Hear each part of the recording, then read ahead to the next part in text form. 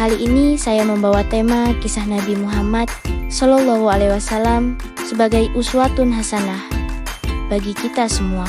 Sebelum lanjut, perkenalkan, nama saya Siti Arifatul Zulfa, NIM 232015 1548 dari Institut Agama Islam Khazinatul Ulum Blora. Di sini saya ingin memenuhi tugas mata kuliah pengembangan media pembelajaran yang diampu oleh beliau, Ibu Nur Kayati, MPD. Nabi Muhammad SAW adalah sosok yang diutus Allah Subhanahu wa Ta'ala untuk menjadi rahmat bagi seluruh alam. Salah satu keistimewaan beliau adalah menjadi uswatun hasanah, yaitu teladan yang baik bagi umat manusia.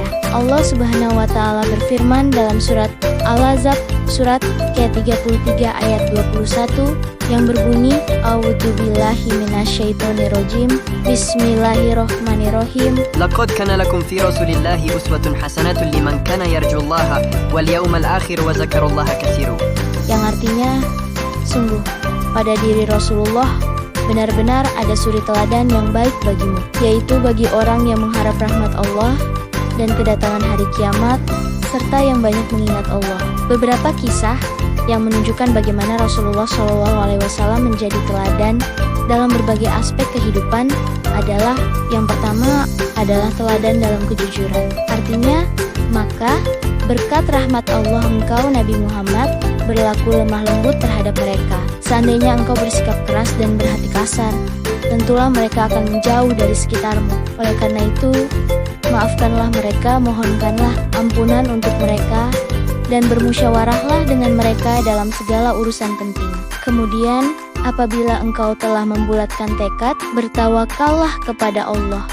Sesungguhnya Allah mencintai orang-orang yang bertawakal. Allah Subhanahu wa Ta'ala berfirman dalam surat Al-Baqarah, surat kedua, ayat ke-42 yang berbunyi, A'udzubillahi minasyaitonirrajim, Bismillahirrahmanirrahim. ولا تلبسوا الحق بالباطل وتكتموا الحق وأنتم تعلمون. Yang artinya, janganlah kamu campur adukan kebenaran dengan kebatilan, dan jangan pula kamu sembunyikan kebenaran, sedangkan kamu mengetahuinya. Yang kedua, teladan dalam kesabaran. Nabi Muhammad SAW sering mendapat hinaan dan perlakuan buruk dari kaum kafir Quraisy. Namun beliau tetap sabar dan tidak membalas dengan kejahatan. Ketika Nabi SAW berdakwah di Taif, beliau dilempari batu oleh penduduknya sampai berdarah. Namun, ketika malaikat penjaga gunung menawarkan untuk menghancurkan mereka, Rasulullah menolaknya. Beliau berkata, "Aku berharap dari keturunan mereka akan lahir orang-orang yang beriman kepada Allah." Allah Subhanahu wa Ta'ala berfirman dalam surat Al-Muzammil surat ke-73 ayat ke-10 yang berbunyi, A'udzubillahi minasyaitonirrajim, Bismillahirrahmanirrahim. Wasbir ala ma yaquluna wahjurhum hajran jamila. Yang artinya, bersabarlah Nabi Muhammad terhadap apa yang mereka katakan dan tinggalkanlah mereka dengan cara yang baik. Yang ketiga yaitu teladan dalam kasih sayang. Nabi Muhammad SAW sangat penyayang, baik kepada keluarga, sahabat, bahkan kepada hewan dan anak-anak. Suatu hari Rasulullah melihat seekor unta yang kurus dan menangis karena disiksa pemiliknya. Beliau langsung menegur pemilik unta tersebut dan memerintahkan untuk memperlakukannya dengan baik. Ini menunjukkan kasih sayang beliau tidak hanya kepada manusia, tetapi juga kepada makhluk Allah yang lain. Allah Subhanahu wa Ta'ala berfirman dalam surat Al-Anbiya surat ke-21 ayat 107 yang berbunyi, A'udzubillahi minasyaitonirrajim, Bismillahirrahmanirrahim. Wa ma arsalnaka illa rahmatan lil alamin. Yang artinya, kami tidak mengutus engkau Nabi Muhammad kecuali sebagai rahmat bagi seluruh alam. Yang keempat adalah teladan dalam kepemimpinan. Sebagai pemimpin umat dan negara, Nabi Muhammad SAW sangat adil, bijaksana, dan tidak mementingkan dirinya sendiri. Dalam perang Khandaq, Nabi SAW turut serta menggali parit bersama para sahabat. Beliau tidak hanya memberi perintah, tetapi ikut bekerja keras, menunjukkan kepemimpinan yang melayani.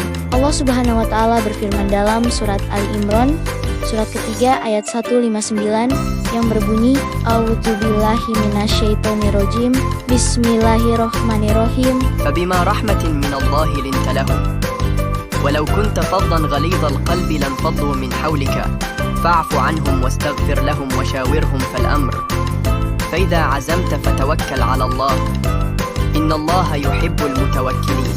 Artinya, maka berkat rahmat Allah engkau Nabi Muhammad berlaku lemah lembut terhadap mereka. Seandainya engkau bersikap keras dan berhati kasar, tentulah mereka akan menjauh dari sekitarmu. Oleh karena itu, maafkanlah mereka, mohonkanlah ampunan untuk mereka, dan bermusyawarahlah dengan mereka dalam segala urusan penting. Kemudian, apabila engkau telah membulatkan tekad, bertawakallah kepada Allah. Sesungguhnya Allah mencintai orang-orang yang bertawakal. Yang kelima adalah teladan dalam ibadah. Rasulullah SAW sangat tekun beribadah, meskipun beliau sudah dijamin masuk surga. Aisyah radhiyallahu anha pernah bertanya, mengapa Rasulullah beribadah begitu tekun hingga kakinya bengkak? Beliau menjawab, apakah aku tidak boleh menjadi hamba yang bersyukur? Allah Subhanahu wa Ta'ala berfirman dalam surat Taha surat ke-20 ayat 14 yang berbunyi A'udzubillahi minasyaitonirrajim Bismillahirrahmanirrahim.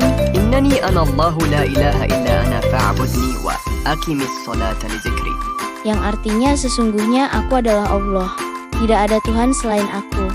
Maka sembahlah aku dan tegakkanlah salat untuk mengingatku. Meneladani Nabi Muhammad SAW bukan hanya kewajiban, tetapi juga kebutuhan. Dengan menjadikan beliau sebagai uswatun hasanah, kita bisa menjalani hidup dengan lebih bermakna, penuh akhlak mulia, dan diridhoi Allah Subhanahu wa Ta'ala. Nabi Muhammad SAW bukan cuma untuk dikenang, tapi untuk diteladani. Bukan sekadar cerita, tapi jadi gaya hidup kita. Jujur, sabar, penuh kasih, dan selalu dekat sama Allah. Itu baru keren. Yuk, mulai hari ini jadi versi terbaik dari diri kita. Rasulullah SAW sang teladan terbaik untuk kita.